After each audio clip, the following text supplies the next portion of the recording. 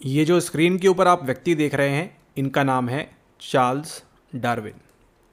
Charles Darwin आपके evolution का concept लेकर आए थे, जिनको आप जानते हैं प्रमुख तौर पर। जब भी हम बात करते हैं किसके बारे में, जब भी हम बात करते हैं मनुष्य किस प्रकार से इवॉल्व हो रहा है, क्या चीज़ें हो रही है, मनुष्य हो या पशु हो, तो वहाँ पर किसका नाम पहले आता है? वहाँ पे आता है आपके चार्ल्स डार्विन का नाम पहले। ठीक है, क्या हो रहा था देखिए, यहाँ पर 17th एंड 18th सेंचुरी के आसपास आपके जो लोग थे, यहाँ पर जो विद्वान लोग थे, वो क्या कर रहे थे? वो आपके जो छोटे छोटे शिशु होते हैं, बेबीज़ होते हैं, इनकी क्या कर रहे थे? इनकी यहाँ पर वो डायरीज़ बना रहे थे कि छोटा बच्चा क्या करता है, क्या नहीं कर रहा है, दिन भर डेली क्या चीज़ें करता है, उसके बारे में वो जानकारी रख रहे थे। और उसी में से हमको एक जो इन्फ्लुएंशियल हमको जानकारी मिलती है, एक डायरी मिलती है, वो किसकी मिलती है? वो हमको मिलती है यहाँ पर चार्ल्स डार्विन के बारे में।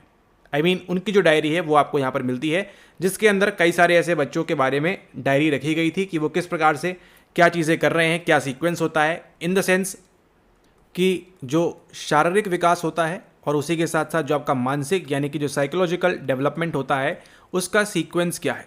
ठीक है, उस डायरी में क्या रखा जाता था कि इसका सीक्वेंस किस प्रकार से है, इसके बारे में जानकारी रखी जाती थी उसके डायरी के अंदर। ठीक है, उसी में से एक प्रमुख डायरी किसकी है? वो डायरी है आपके यहाँ पर चार्ल्स डार्विन के द्वारा, जिनको आप जानते हैं कंसेप्ट ऑफ इवोल्यूशन के लिए खास तौर पर। ठीक है, जो आपका कॉन्सेप्ट ऑफ इवोल्यूशन है उसके लिए उनको जो है खास तौर पर यहाँ जाना जाता है। अब यहाँ पर देखिए, हम बात करेंगे आपके जो इवोल्यूशनरी थ्योरिस्ट होते हैं वो किस पे फोकस रखते हैं? वो फोकस रखते हैं आपके माइंड के ऊपर, यानी कि आपका माइंड किस प्रकार से क्या करता है। ये आपका माइंड है, यहाँ देखिए ये आपका माइंड है। अब कहाँ पर होंगे आप? बट ऑब्वियस सी बात है, ये है क्या आपका है? ये है आपका एनवायरनमेंट। ठीक है, ये क्या है? ये आपका एनवायरनमेंट है। तो आपका जो माइंड है वो एनवायरनमेंट से किस प्रकार, किस अकॉर्डिंगली यहाँ पर अडेप्ट करता है, ये फोकस किसका रहता है? ये फोकस रहता है आपके इवोल्यूशनरी थ्योरिस्ट का। ठीक है, मान के चलिए आपका दिमाग है, आप एक ऐसे आइलैंड में फंस गए हैं जहाँ पर आपके लिए खाने पीने के लिए कुछ नहीं है, तो आप क्या करेंगे? आप ऐसे फल या ऐसे पेड़ पौधों के पास जाएंगे जहाँ पर ऐसा फल मिलेगा आपको जो क्या है, जिसको आप खा सकें और जिसको खाने के बाद आप जो है वहाँ पर जिंदा रहेंगे। तो यहाँ पर क्या चल रहा है? एक ऐसे एनवायरनमेंट में आप चले गए जिसके बारे में आपको जानकारी नहीं थी, किसी दूर देश में, एंड वहाँ पर क्या कर रहे हैं? अपने आप को सर्वाइव करने के लिए आप क्या कर रहे हैं? अपना जो है दिमाग लगा के, अपना जो माइंड है ना, उसको लगा के क्या किया आपने? केवल वो वाला फल खाया जिसको खाकर आप क्या रहेंगे? आप खाकर जिसको जीवित रहेंगे, और जिसको खाकर आपकी मृत्यु हो जाएगी, आपने ऐसा फल नहीं खाया। ठीक है, तो ये जो सर्वाइवल है, ये जो आपका एडेप्टेशन है एनवायरनमेंट के साथ, इन्हीं के बारे में कौन बात करते हैं? आपके जो इवोल्यूशनरी थ्योरिस्ट हैं वो ये बात करते हैं कि आपका माइंड किस प्रकार से अडेप्ट करता है अपने एनवायरनमेंट के साथ। और अगर आप देखेंगे कुछ ऐसी ही चीज़ सेम टू सेम कौन बात करते हैं? बात करते हैं आपके फंक्शनलिस्ट अप्रोच वाले। ठीक है, जो विलियम जेम्स वाली टीम है वो किसके बारे में बात करती है? वो भी इसी के बारे में बात करती है कि आपका जो माइंड है वो किस प्रकार से फंक्शन करता है, किस प्रकार से वो प्रकार्य करता है, किस प्रकार से वो काम करता है। ठीक है, तो यहाँ से आपके इवोल्यूशन वाले आएंगे और यहाँ से कौन आएंगे? आपके फंक्शनलिस्ट वाले आएंगे। दोनों क्या कर रहे हैं? दोनों आपके जो माइंड है उसी को स्टडी कर रहे हैं कि अपने पास के वातावरण के अनुसार किस प्रकार से आप यहाँ पर चेंजेस करते हैं। उसके बाद देखिए, आप मिलिए ये व्यक्ति से, जिनका नाम क्या है? जिनका नाम है जी स्टैनली हॉल। ठीक है, अगर आप इनका नाम पहली बार सुन रहे हैं तो ऐसा नहीं होना चाहिए था। जी स्टैनली हॉल क्या करते हैं? ये फाउंड करते हैं क्या आपका जो आज आप सुनते हैं अमेरिकन साइकोलॉजिकल एसोसिएशन, ये क्या थे? ये उसके फाउंडर थे। ठीक है, तो अगर सवाल वगैरह आपको आता है हु वाज द फाउंडर, तो आप किसको मार्क करेंगे? आप मार्क करेंगे यहाँ पे जी स्टैनली हॉल को। अब ये जो व्यक्ति है दिख रहे हैं आप यहाँ पर, जी स्टैनली हॉल, ये किससे सीख के आ रहे हैं? ये सीख के आ रहे हैं आपके सीडी के थ्योरी से, यानी कि आपके जो चार्ल्स डार्विन थे उनकी थ्योरी से इन्फ्लुएंस थे कौन? आपके जी स्टैनली हॉल। ठीक है, और क्या करते हैं ये करते हैं गठन किस चीज़ का? फाउंडर ऑफ आपके अमेरिकन साइकोलॉजिकल एसोसिएशन। ठीक है, आपके जो एपीए है आज जो देखते हैं आप वेबसाइट वगैरह, उसके फाउंडर कौन थे? उसके फाउंडर थे आपके जी स्टैनली हॉल। ठीक है, तो ये जो चार्ल्स डार्विन थे किसके बारे में बात करते थे? ये बात करते थे आपके इवोल्यूशन के बारे में, किस प्रकार से जीवों का इवोल्यूशन हो रहा है उसके बारे में बात करते थे। एंड इन्हीं से सीख के जी स्टैनली हॉल ने अप्लाई किया, और आज आप इनको किसके नाम से जानते हैं? आज आप इनको जानते हैं फादर ऑफ डेवलपमेंटल साइकोलॉजी, यानी कि विकासात्मक मनोविज्ञान के फादर कौन है? ये है। इवोल्यूशन के अंदर भी क्या हो रहा है? आपका डेवलपमेंट हो रहा है बचपन से लेके बड़े होने तक, एंड सेम उसी काम को आगे बढ़ाया जी स्टैनली हॉल ने, और आज आप उनको जानते हैं फादर ऑफ डेवलपमेंटल साइकोलॉजी के नाम से। ठीक है, इसी के साथ साथ आपके जो है ये आपकी जो चाइल्ड एंड एडोलेसेंट साइकोलॉजी है उसके भी ये जो है यहाँ पर फाउंडर है। यानी कि इन द टोटल सेंस जो आप पढ़ रहे हैं आज डेवलपमेंटल साइकोलॉजी के बारे में आप जानने वाले हैं।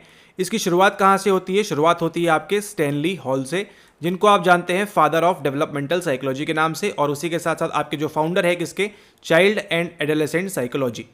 ठीक है, इनका जो काम था किसके वर्क पे बेस्ड था? वो बेस्ड था आपके चार्ल्स डार्विन के वर्क के ऊपर। ठीक है, उनसे इन्फ्लुएंस होकर इन्होंने जो है अपनी आगे कहानी गाड़ी को लेकर आए। ठीक है, तो अभी तक आपने दो लोगों के बारे में सुन लिया है। पहले थे आपके चार्ल्स डार्विन जो बात कर रहे थे आपके इवोल्यूशन के बारे में। उसके बाद आपने जाना यहाँ पर स्टैनली हॉल के बारे में, जो क्या थे, फादर ऑफ आपके डेवलपमेंटल साइकोलॉजी, यानी कि एक छोटे से सेल से, एक छोटे से जाइगोट से आपका फीटस, एम्ब्रियोनिक स्टेज, वो सब होते हुए आप किस प्रकार से एक बड़े ओल्ड एज में आते हैं, बॉडी पे झुर्रियाँ, रिंकल्स है ना, बाल सफ़ेद, बाल गायब है ना, सेल का डेड होना। यहाँ पर ये जो पूरी प्रोसेस है, ये जो पूरा आपका डेवलपमेंट चलता है आपके इन्फेंसी से, ठीक है, आपके प्री निटाल से आपके जो है चलता है ओल्ड एज तक, और फिर आती है एंड में कौन सी स्टेज आपकी, डाबडा स्टेज आती है। ठीक है, कुबलर रॉस की। तो वो सब चीज़ें जो है यहाँ पर हैं, यही सब आपको पढ़नी होती है। कहाँ पर? यही सब आपको पढ़नी होती है डेवलपमेंटल साइकोलॉजी के अंदर। ठीक है, और उसी को आज हम यहाँ पर पढ़ने वाले हैं। कहानी को आगे बढ़ाएं उससे पहले आप मिलिए ये महाशय से। इनका नाम क्या है? इनका नाम है आर्नोल्ड गीजल। ठीक है, आर्नोल्ड गीजल, ये जो आपके व्यक्ति हैं, इनका भी क्या मानना था? इनका ये मानना था कि आपका जो डेवलपमेंट है, आपका जो विकास हो रहा है, आपका जो डेवलपमेंट हो रहा है, वो किस प्रकार से हो रहा है? वो इसलिए हो रहा है क्योंकि आप क्या हो रहे हैं, आप मैच्योर हो रहे हैं। ठीक है, मैचुरेशनल प्रोसेस बताया है आपके डेवलपमेंट को, या फिर इसको आप कह सकते हैं जैविक कारक बताया हुआ है। ठीक है, जैविक प्रक्रिया बताया हुआ है, या फिर इसको आप कह सकते हैं यहाँ पर एक क्या है, आपकी बायोलॉजिकल प्रोसेस है। यानी कि आप छोटे से इन्फेंसी से आप जो है इस शिशु से आप ये व्यक्ति बनने वाले हैं ओल्ड एज तक। इसके पीछे पूरा का पूरा कारण क्या है? आपका बायोलॉजिकल है। ठीक है, तो इनको हम क्या कह सकते हैं? इनको हम कह सकते हैं एक प्रकार से आपके नेटिविस्ट। ठीक है, नेटिविस्ट यानी ऐसे लोग जो हमेशा किसकी बात करेंगे? आपकी बायोलॉजिकल अप्रोच की बात करेंगे। आप बोलेंगे जो भी आपके साथ हो रहा है जीवन में, उसके पीछे केवल एक ही एक कारण है, और वो क्या है? वो है आपकी बायोलॉजी। आपका न्यूरॉन, सेल, हार्मोन्स और न्यूरोट्रांसमीटर्स, सारे के सारे चीज़ें जिम्मेदार हैं। उस अप्रोच को हम क्या बोलते हैं? उसको हम बोलते हैं यहाँ पर नेटिविस्ट। ठीक है, और आप एक छोटे से शिशु से, यानी कि इन्फेंसी से आप ओल्ड एज तक कैसे जाने वाले हैं, इसका ब्लूप्रिंट आपके पैदा होते साथ ही ये जो है डिसाइड हो जाता है। ऐसा किसका कहना था? ऐसा कहना था आपके आर्नोल्ड गीजल का। अब बताइए, यदि कोई व्यक्ति 1920s के आसपास, 1930s के आसपास अगर कोई व्यक्ति इस प्रकार की बात कर रहा है कि आपका जो है डेवलपमेंट में क्या है, आपके जो मैचुरेशन की वजह से होता है ना, आप जो परिपक्व हो रहे हैं उस वजह से होता है, आपकी बायोलॉजी है आपके पीछे होने के लिए, तो बताइए किन लोगों को गुस्सा आएगा? इस टाइम पे कौन एक्टिवेट थे? एक्टिवेट थे आपके व्यवहारवादी, यानी कि आपके जो बिहेवियरिस्ट थे वो यहाँ पर एक्टिवेट थे इस टाइम पे। ठीक है, तो चूंकि यहाँ पर बिहेवियरिस्ट एक्टिवेट है, इनका क्या कहना है? इनका कहना है लर्निंग के बारे में, इनका कहना है कंडीशनिंग के बारे में, इनका कहना है ऑब्जर्वेशन के बारे में। तो ये सब चीज़ें क्या है आपकी जो है रीइंफोर्समेंट एंड ऑल दैट। इन लोगों के क्या हुआ यहाँ पर? इन लोगों को यहाँ पर गुस्सा आया और उन्होंने बोला कि नहीं, हम आपके साथ यहाँ पर नहीं चल पाएंगे। ठीक है, तो यहाँ पर आपको एक ही स्क्रीन के अंदर यहाँ पर दो अलग अलग आपको जो है नज़रिए देखने मिल रहे हैं, दो अलग अलग व्यू यहाँ पर देखने मिल रहा है। ये कह रहे हैं फोकस किसके ऊपर? बायोलॉजी के ऊपर, लेकिन दूसरे लोग जो थे वो किस पे बात कर रहे थे? लर्निंग की बात कर रहे थे, कंडीशनिंग की बात कर रहे थे, रीइंफोर्समेंट की बात कर रहे थे, ट्रेनिंग की बात कर रहे थे, प्रैक्टिस की बात कर रहे थे, मल्टीपल रिपीट करके हम सिखाएंगे, उन सब की यहाँ पर बात कर रहे थे। ये कौन थे आपके? ये थे आपके यहाँ पर व्यवहारवादी। ठीक है, व्यवहारवादी भी बात करते हैं ना आपकी किसके बारे में? आपकी बात करते हैं वो डेवलपमेंट के बारे में। ठीक है, याद करिए वो जॉन वॉटसन का स्टेटमेंट, जहाँ पे क्या बोलते हैं? आप हमको केवल छोटा सा शिशु दे दीजिए, छोटा सा हमको किट दे दीजिए, उसको हम जो चाहे बना देंगे, हमारी कंडीशनिंग एंड उस बाकी सारी चीज़ों का इस्तेमाल करके, fear and all that. And आगे जाके आप पढ़ना है किसके बारे में? आपको पढ़ना है यहाँ पर जीन पियागेट के बारे में भी। ठीक है, जीन पियागेट के बारे में भी पढ़ना है, क्योंकि ये भी किसके बारे में बात करते हैं? ये भी बात करते हैं आपकी डेवलपमेंट के बारे में। वो कॉग्निटिव डेवलपमेंट की बात करते हैं, वो बात अलग है, लेकिन उसी के साथ देखिए आपको आगे जाके पढ़ना है किसके बारे में? आपको पढ़ना है एरिक एरिक्सन के बारे में, जो बात करते हैं किसके बारे में? आपकी साइको सोशल डेवलपमेंट के बारे में।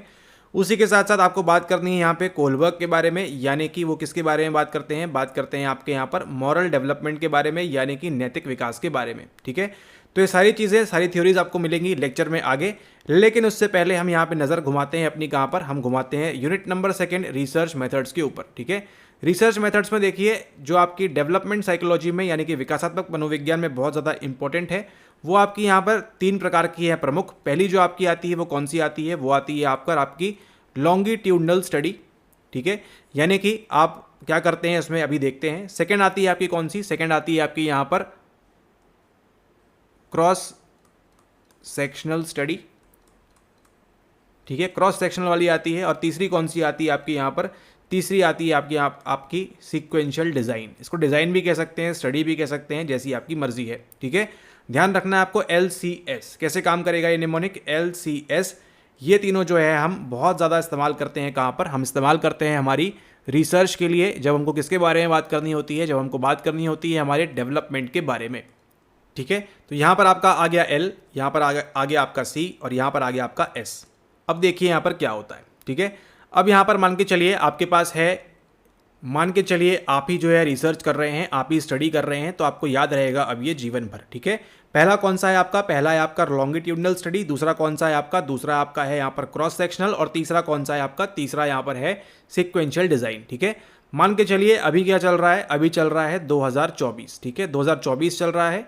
उसके बाद यहाँ पे आएगा 2034 एंड फिर क्या आएगा यहाँ पर? 2044। ठीक है, अब आपको देखना है यहाँ पर, मान के चलिए आपकी सोसाइटी में 5 बच्चे हैं और वो कितने वर्ष के हैं अभी? वो है अभी यहाँ पर आपके 10 वर्ष के। ठीक है, 10 ईयर्स के आपके पास 5 बच्चे हैं। आपको ये चेक करना है कि 10 साल में कॉग्निटिव डेवलपमेंट यानी कि संज्ञानात्मक विकास किस प्रकार से होता है। आपको चेक करना है 20 ईयर्स में कैसा होता है, और उसके साथ साथ आपको चेक करना है 30 ईयर्स में कितना होता है। ठीक है, तो मान के चलिए अगर कोई बच्चा यहाँ पर आज 10 साल का है, तो बट ऑब्वियस सी बात है अगले 10 साल बाद 20 का होगा, और एंड देन उसके अगले 10 साल बाद कितने का हो जाएगा? वो आपके 30 ईयर्स का हो जाएगा। ठीक है, तो अब देखिए यहाँ पर अगर आपके पास 5 बच्चे हैं तो आपको क्या करना पड़ेगा? आपको वेट करना पड़ेगा कितने साल का? 10, 20 20 ईयर्स का आपको यहाँ पर वेट करना पड़ेगा अगर आज आप खड़े हैं 2024 के अंदर। ठीक है, आप क्या करेंगे? आप यहाँ पर लेंगे 5 बच्चे को। ठीक है, जो आपने 5 बच्चे सेलेक्ट किए हैं आज आप उनको देखेंगे। 10 साल बाद आप अगेन इन्हीं 5 बच्चों को देखेंगे एंड देन उसके 10 साल बाद आप अगेन इन्हीं 5 बच्चों को देखेंगे। यानी कि आपके पास इतना समय होना चाहिए कि आप यहाँ पर 20 ईयर्स अपने यहाँ पर लगा सकें और एक बच्चे को जो बच्चे हैं आपके पास 5, उनको स्टडी कर सकें आप, उनका कॉग्निटिव डेवलपमेंट हर 10 साल के बाद। ठीक है, ओके, ये कौन सी स्टडी में करते हैं? ये करते हैं आपकी लॉन्गिट्यूडनल स्टडी के अंदर। अब हम बात करेंगे नेक्स्ट जो हमारे पास है वो कौन सा है? वो हमारे पास है यहाँ पर क्रॉस सेक्शनल। ठीक है, क्रॉस सेक्शन में आप क्या कर देंगे? देखिए 2024 के अंदर ही आप क्या करेंगे? एक बच्चे को लेंगे जो 10 साल का है, दूसरे बच्चे को लेंगे जो कितने साल का है? जो 20 साल का है, और तीसरे बच्चे को लेंगे जो कितने साल का है? जो आपके 30 साल का है। यहाँ पे देखिए कोई वेट नहीं करना पड़ रहा आपको, सारी चीज़ें आपकी जो है यहाँ पर ऑटोमेटिकली हो जा रही हैं। कोई भी आपको अलग से यहाँ पर नहीं देखना है, आपको उतने सालों तक वेट नहीं करना है। आप आज इसका कॉग्निटिव डेवलपमेंट नोट करेंगे, इसका नोट करेंगे और इसका नोट करेंगे, आपकी स्टडी लगभग यहाँ पर कंप्लीट हो जाती है। ठीक है, देखेंगे अगर आपको आगे जाना है। और क्या करते हैं, जब आप लॉन्गिट्यूडनल और क्रॉस सेक्शनल को जो आप ऐड कर देते हैं, इन दोनों को ऐड कर देंगे तो क्या होगा? आप देखिए यहाँ पर आज आप स्टडी करेंगे इनके बारे में 10 ईयर्स, 20 ईयर्स, 30 ईयर्स, अलग अलग बच्चे हो जाएंगे आपके पास।